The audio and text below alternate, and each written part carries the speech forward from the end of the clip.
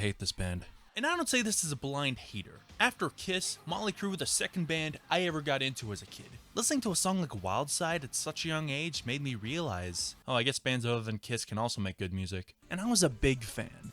I didn't know how many times I listened to albums like Red, White, and Crüe on trips with my family. But as I got older, the more critical of this band I became. Same goes for bands like Kiss, sure, but at least Kiss have more than 3 records I'll even consider listening to in their entirety. With the exception of records like Too Fast for Love, Shout the Devil, and the '94 self-titled, I've grown to loathe everything about this band. I hate their poser sensibilities, I hate their made-up lore. Do you really expect me to believe you kept a diary while strung out on heroin, Nikki? And a Netflix movie that I'm reasonably sure would make Martin Scorsese want to kill himself. Their story is more profitable than their music has ever been. Give me one good reason why a band like Mötley Crüe can play arenas and stadiums and state fairs. Meanwhile, bands like Rat and Dokken, whom have records just as good, if not better than a lot of Mötley Crüe's outputs, are relegated to clubs and maybe a throwback 80s festival if they're lucky. But for years, I could at least be at peace to know that they ended it as well as a band like them reasonably could. They did a farewell tour, they didn't release a new studio record, thank God, and by many accounts, that farewell tour of theirs was actually pretty good. Hell, I would have gone just to see Alice Cooper open for them, if I actually had the cash at the time. But they knew they were getting long in the tooth, so they decided to gracefully put a fork in it and call it a day, which was honestly the smartest thing they could have done. But then they released that f***ing biopic to Netflix, their streams went up, and not wanting to let a good cash cow go to waste, they blew up the contract the band signed to ensure that they would stay retired and not f*** over their fans. Nice one, guys. And then they announced a farewell tour with Def Leppard, Poison, and Joan Jett. Out of everyone here, I'm more disappointed by Joan Jett. Come on, girl, you're better than this. Then the pandemic happened and pushed their cash grab tour back 2 years. Get cucked. That's one good thing COVID did, I guess. And this was the same old Mötley Crüe. Vince was still a big boy, and I don't say this to judge, because that would be pretty hypocritical on my part, don't you say? But the guy is constantly out of breath and sings without using consonants.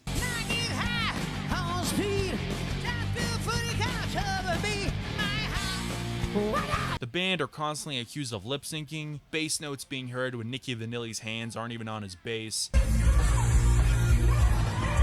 drums heard while Tommy isn't even on his drum throne.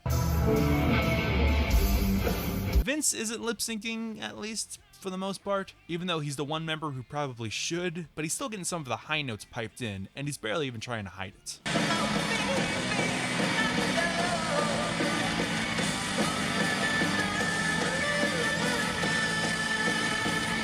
And I'm not against backing tracks as a concept. People have been using them for decades within the live space, even within rock music. You really think bands like Kiss or Queensryche were gonna hire 40-piece orchestras to play with them for one song tops at every show on a tour? Do you really expect Eddie Van Halen to play keyboards and guitar at the same time? Do you really think Skinny Puppy is doing all that live with just 3 people? It's all about practicality, and many bands today are already suffering with slim profit margins. Sure, some bands like the Stones and Aerosmith have additional musicians, but they're not only the Stones and Aerosmith, huge and ginormous bands, but they have a catalog that justifies having extra keys and guitars and vocals on most, if not all, tracks. So if you're a touring rock band and you have a song or two with a keyboard or something like that, I think it's perfectly okay to have that piped in. But if you're a band whom pride yourselves in your musicianship and consider yourselves punk, I don't think people realized how much of a punk band Mötley Crüe really was. You'll be listening to some guy, you say, this guy is fucking stupid! then what the fuck are you guys doing outright lip syncing? You guys have no right to criticize pop music for supposedly being vapid and devoid of talent, when you can't even be asked to play your own guitar strapped to you. Then there was the drama involving guitarist Mick Mars. The band made it seem like, oh, he's too old to tour. But Mick made it clear that he was forced out and screwed over. They seemingly have been trying to do this for years. Many people were hashtag Team Mick, and I was too to an extent, and while I still believe him 100%, that guy still decided to get back in the band and screw over their fans, whom shelled out the big bucks on their last tour when they thought it was their last opportunity to see them live. He's not innocent either, so I honestly feel very little sympathy. And look, John 5 is a great player, but it feels like he's demeaning himself playing in a band like this under such circumstances. My mother really wanted me to go with her to see them with Def Leppard, another band whom have like 3 records I care about, and their live show was about as good as one could reasonably hope for.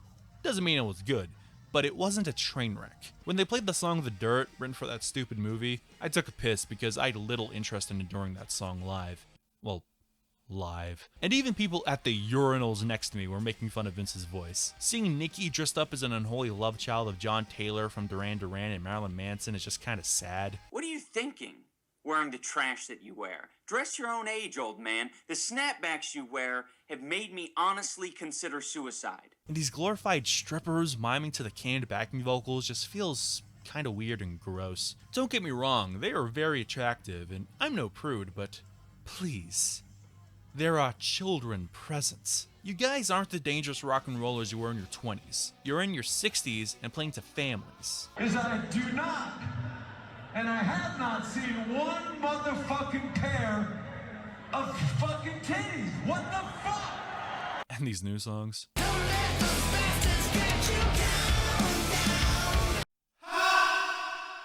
Dogs of War is so pathetic. They're trying to appeal to newer generations of rock and metal fans, but no 20-year-old who loves shit like Five Finger Death Punch and Avenged Sevenfold is gonna listen to a new Mötley Crüe song and become a fan. That's not gonna happen.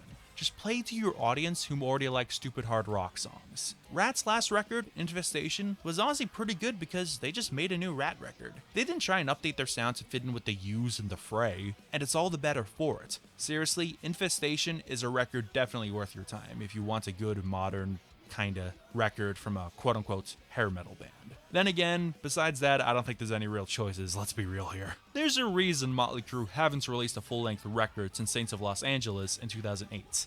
No one wants one, and that record was especially awful. I usually at least like a song or two from the records, even their worst ones. God help me, I actually like some of the stuff from Generation Swine and New Tattoo, but there was nothing even somewhat listenable on Saints of Los Angeles. An actual irredeemable album in every form.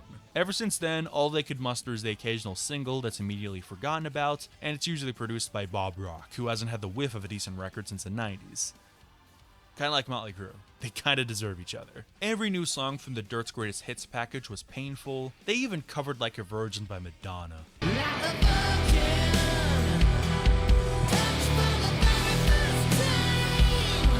Who asked for this? Then they covered the Beastie Boys' Fight for Your Right to Party. You gotta fight for your right to party. I saw the face of God and it was weeping. This is, without hyperbole, one of the worst songs I've ever heard. They didn't just try and Mötley Crüeify the song, they also tried to modernize it musically.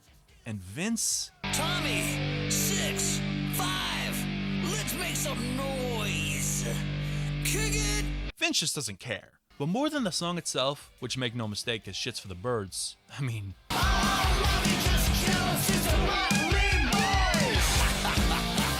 Come on. But the original Fight for Your Right was a piss take on bands like Mötley Crüe, many sources citing their cover of Smoking in the Boys' Room specifically. Sure, as a kid, this flew over my head while listening to that song, and I knew it flew over many of the Beastie Boys early fans' heads as well. But looking back now,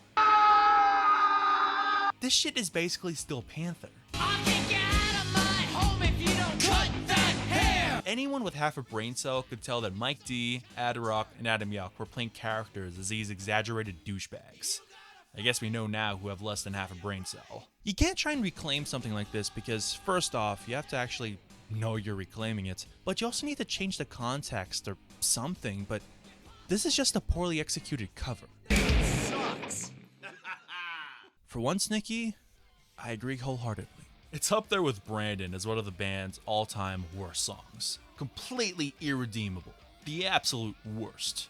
Oh, but it turns out we were only on the 7th layer of hell. On the same day as this cover was released, it was announced that this song, as well as Dogs of War, were going to be on a forthcoming EP entitled Cancelled. We should have never let the boomers find out what canceling means. This is just a grab bag of musical ideas from Shout the Devil,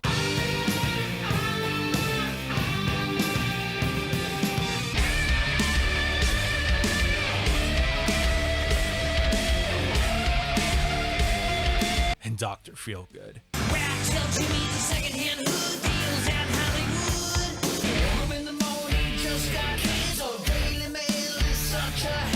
And it's really no different to anything this band has done musically since 2008 at least. Same lame attempts at hard rock sensibilities, with the Vince Neil VST plugin used in full effect.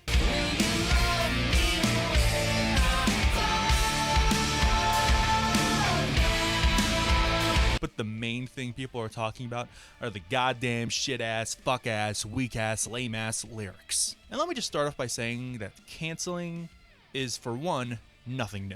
The Dixie Chicks got blacklisted by the country music industry for saying they were ashamed to be from the same state as Bush. The Beatles had their records burned by Christian fundamentalists in the 60s when John Lennon said the band were bigger than Jesus. And Oscar Wilde was imprisoned in the late 1800s for being fucking gay.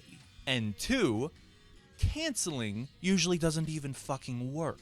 Ellen DeGeneres has a new Netflix special out. Joe Rogan is still the biggest podcast on earth. Johnny Depp has been cast in a new film by Terry Gilliam. Marilyn Manson is currently on tour with Five Finger Death Punch and has new music out. All of which were quote-unquote cancelled on social media. And sure, they may have lost some business opportunities, and some people may not like them anymore, but they still clearly have careers. I'm sick of this notion that cancel culture is this newfangled thing invented by the youngins, when it's been around for centuries. It just now has a catchy name. And the canceling itself is easier to circumvent nowadays more than ever thanks to things like social media. All you have to do is pander to the anti-woke crowd and do your best to generate outrage and clicks. Just look at people like Russell Brand, who totally rebranded after his career in show business totally died, and after he was accused by multiple women of abuse. Then again, he was first accused in 2006, and he still had hits afterwards. His career just naturally seemed to dry up, so you can hardly blame the #MeToo movement. We should probably get back to this stupid fucking song. Ignoring the fact that this song was about 3 years too late at least, it's repugnant, meandering, and doesn't say anything at all besides the fact that quote-unquote canceling as a concept exists. Within the first verse, we have references to the Daily Mail and January 6th. Right in the capital, I have no idea what they're trying to even say here. Then they mention TikTok. TikTok videos smell like landfill. Watch your ass, you might get canceled. Are they trying to both sides this? Canceling is not unique to any political party as a concept. It's pretty bipartisan. Sure, it's a stereotype that weak widow snowflakes on the internet are the only people who cancel anyone, but even when you ignore people like the Chicks, right-wing chuds just this year tried to cancel the Olympics for having a metal band play and for not knowing what the Feast of Dionysus is. Oh, and last year there was a huge backlash against Bud Light, all because a trans person held up a beer can. I'll give the band some credit for this, but by the next verse they totally forget about this both sides angle and it goes nowhere. It doesn't mean anything. It sounds like Nikki just scrolled Twitter, I'm not calling it X, found a bunch of buzzwords and slapped them in the song haphazardly. Half the lyrics are just piss-poor attempts at rhyming words with cancelled. The pre-chorus and chorus have little, if anything, in common with the lyrics in the verse. They could be in any other modern Mötley Crüe song, and no one would even notice. Outside of the pre-chorus sounding like a Limp Bizkit B-side. Everybody shut up, shut up. Everybody stand up, stand up. Bang your head against a motherfucking wall! In comparison, Kid Rock was at least more consistent with his grifting, but this is just so half-assed. But the worst line is in the second verse.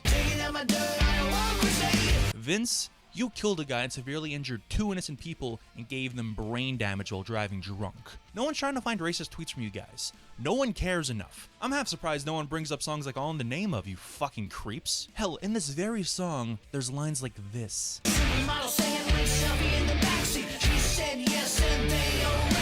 Nikki, I don't know how you want people to interpret that lyric, and I don't think I want to know. Lest we forget Tommy Lee beating his wife to a pulp, Nikki calling a black security guard the N-word and inciting violence towards him at one of their shows in the 90s. This is about more than just you guys being dicks. You're actually pretty loathsome individuals for several reasons, and they're being defensive for no reason at all. I saw someone else say that they're the least held account to men in rock, which is so damn true. And I only just scratched the surface. Feel free to read their book to see what I mean, if half of it is even true. But yeah, fuck this band. I'm ashamed I even spent money to see them with Def Leppard for the sake of my mother. Washed up has-beens who don't know how to shut up and fade away. If they had actually quit when they said they were going to, they could have at least held on to a tiny little bit of dignity. But now they're nothing but a joke. I'll always love Shout at the Devil, Too Fast for Love, and the self-titled, but I'm ashamed to have ever called myself a fan of this band. That's one thing you'll never get out of us. We'll never water ourselves down. I mean, we'd rather just break up than be bland. That one didn't age quite so well. But yeah, that's what I think. What about you guys? Have you actually heard their new EP? And if so, why? I mean, I have a YouTube channel where I talk about music. You guys have no excuse. As always, don't forget to like, subscribe, click the bell, and share, and all that jazz. And until next time, take it easy, party people.